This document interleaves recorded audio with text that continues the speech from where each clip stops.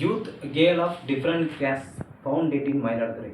இந்த நியூஸை நீங்கள் எல்லாருமே பார்த்துருப்பீங்க. மயிலாடுதுறை மாவட்டத்தில் வந்து ஷெட்யூல் கேஸ்ட்டை சேர்ந்த ஒரு பையனும் மோஸ்ட் பேக்வர்ட் கிளாஸ் எம்பிசி சேர்ந்த ஒரு பொண்ணும் காதலிச்சதால் ஹானர் கில்லிங் செய்யப்பட்டிருக்காங்க. இது இந்த நியூஸ் பார்த்துட்ருக்கோம். இது இன்றைக்கி இல்லை, இதுக்கு முன்னாடி வந்து இளவரசன் கேஸு, அதுக்கப்புறம் வந்து பார்த்தோன்னா இந்திரஜித் கேஸு அப்படின்னு சொல்லிட்டு ஏகப்பட்ட கேஸு. இப்போ சமீபத்தில் ஒரு பேர் என்னதுங்க, கோகுல்ராஜ் கேஸு. அதுக்கப்புறம் அந்த ஒரு பையனை ஐடியில் ஒர்க் பண்ணார் கவின் கேஸ் வரைக்கும் நம்ம எல்லாமே பார்த்தோம்னா இந்த ஹானர் கில்லிங் தொடர்ந்துகிட்டே இருக்குது. ஏன்னா பார்த்தோன்னா ஒரு வித்தியாசமான கம்யூனிட்டி, ஷெட்யூல் கேஸ்ட்டு வந்து பிசியில் கல்யாணம் பண்ணிக்கிறாங்க, எம்பிசியில் வந்து ஷெட்யூல் கேஸ்ட்டை பண்ணிக்கிறாங்க அப்படின்ட்டு பிரச்சனை போயிட்டே இருக்குது. இது காலகாலமாக தொடர்ந்துட்டுருக்கு. இது கண்டிப்பாக வந்து வன்மையாக கண்டிக்கத்தக்கது. இது முதல்ல நான் என்ன சொல்கிறேன், ஃபஸ்ட்டு வந்து இந்த மாதிரி நீங்கள் இன்டர் கேஸ்ட் மேரேஜ் ஆதரிக்கலைன்னா கூட தமிழ்நாட்டில் பார்த்தோம்னா இப்போது ஜென்ரல் இருக்காங்க, பிசி இருக்காங்க, பிசி முஸ்லீம் இருக்காங்க, அதுக்கப்புறம் எம்பிசி இருக்காங்க, அப்புறம் வந்து ஷெட்யூல் கேஸ்ட் இருக்காங்க, ஷெட்யூல் கேஸ்ட்லேயே ஏன்னு ஒன்று இருக்குது, ஷெட்யூல் ட்ரைப் இருக்காங்க. இவ்வளவு கிளாஸ் ஆஃப் கம்யூனிட்டிஸ் இருக்குது. இப்படி ஒவ்வொரு கம்யூனிட்டிக்குள்ளேயுமே போனீங்கன்னா அதுக்குள்ளே நிறையா சப் கேட்டகரி இருக்குது. இப்போ உதாரணத்துக்கு பார்த்தோம்னா ஷெட்யூல் கேஸ்ட் எடுத்துட்டிங்கன்னா அதுலேயே ஆதி திராவிடர் இருக்காங்க, பறையன், அதுக்கப்புறம் வந்து தேவேந்திர குலவெல்லாருன்னு இப்போ நேம் சேஞ்ச் பண்ணது, அதுலேயே வள்ளுவன் அப்படி இருக்காங்க. மோஸ்ட் பேக்வர்டு கிளாஸில் போனோம்னா வன்னியர்ஸ் இருக்காங்க, சத்திரிய அப்படின்னு சொல்லிட்டு சத்திரிகாயா அப்படின்னு ஒருத்தவங்க இருக்காங்க. அதுலேயே பார்த்தோம்னா டிஎன்சின்னு ஒரு கேட்டகரி எம்பிசிக்குள்ளே இருக்குது. இப்போ பிசி எடுத்துக்கிட்டோம்னா முதலியார் இருக்காங்க, செட்டியார் இருக்காங்க, அகமுடையார்னு ஒரு சம்திங் அந்த கேட்டகரிலாம் பிசியில் இருக்குது. இப்படி நிறைய இருக்கிறப்போ நான் என்ன சொல்கிறேன்,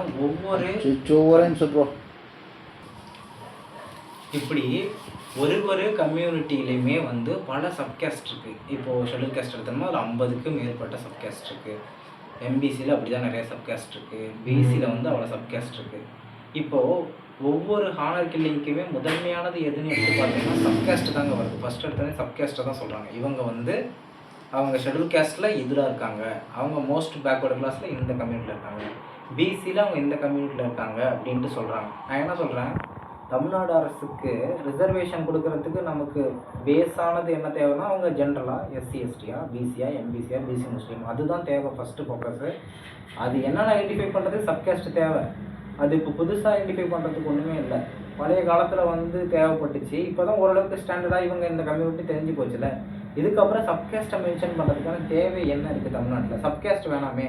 இப்போ ஒருத்தர் வந்து ஏன்னு ஒருத்தர் இருக்காருன்னா அவர் ஏ வந்து ஷெட்யூல் கேஸ்ட்டில் வராருன்னா ஷெட்யூல் கேஸ்ட்டு, எம்பிசியில் வரானா எம்பிசி, பிசியில் வரானா பிசி, அதோட முடிச்சிக்கலாமே. அதுக்குள்ளே போய்ட்டு அவர் ஷெட்யூல் கேஸ்ட் ஆதி திராவிடத்தில் வராரு, பிசியில் வந்து செட்டியாரில் வராங்க, எம்பிசியில் வன்னியரில் வராரு அப்படின்னு சொல்லி இதை ஏன் எக்ஸ்டெண்ட் பண்ணிக்கிட்டே போகணும்?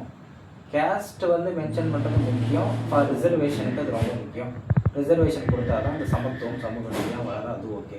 ஆனால் அதுக்குள்ளே சப்கேஸ்ட் எவ்வளோ நாளைக்கு மென்ஷன் பண்ணிகிட்டே இருக்கணும்? அதுக்கான தேவை என்ன இருக்குது அப்படிங்கிறது எனக்கு ரொம்ப நாளாக டவுட்டாக இருக்குது. அது தேவையா இல்லையாங்கிறத நீங்கள் கமெண்ட்டில் சொல்லுங்கள். ஏன்னா இது மாதிரி நடக்கூடாது.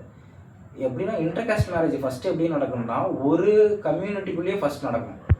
பிசியில் இருக்காங்கன்னா பிசிக்குள்ளேயே பல வகையான ஜாதிகள் இருக்குன்னா அவங்களுக்குள்ளே இன்டர் காஸ்ட் முதல்ல பண்ணுங்கள். அதனால் எத்தனை காதல்கள் பிரியப்படுது, எத்தனை சண்டைகள், குடும்ப முன்னுரிமைகளில் எவ்வளோ பேரை கொலை செய்யப்படுறதுன்னு நடந்துட்டு தான் இருக்குது. அதில் ஒரு அடுத்தபடி தான் இந்த honour killing SC MBC BC, BC ST அது மாதிரிலாம் போயிட்டு இருக்க பிரச்சனை இருக்குது. நான் என்ன சொல்கிறேன், அந்தந்த கம்யூனிட்டியில் இருக்கக்கூடியவங்களை இன்டர் காஸ்ட் மேரேஜ் பண்ணுறதுக்கு சப்காஸ்ட்டுங்கிறது கம்யூனிட்டி சர்டிஃபிகேட்டில் பெரிய தடையாக இருக்குது. அதை நீக்கிறதுக்கு அரசு வந்து சட்டப்பூர்வ நடவடிக்கை எடுக்கிறதுல ஏதாவது நியாயமாக இருந்தால் அதை பண்ணலாமே அப்படிங்கிறத என்னுடைய இந்த கருத்துக்கு வந்து உங்களுடைய பதிவு நல்லதாக கெட்டதோ அதை நீங்கள் கமெண்ட்டில் போடுங்க. நானும் தெரிஞ்சுக்கிறேன், மற்றவங்களும் தெரிஞ்சுப்பாங்க. தேங்க்யூ.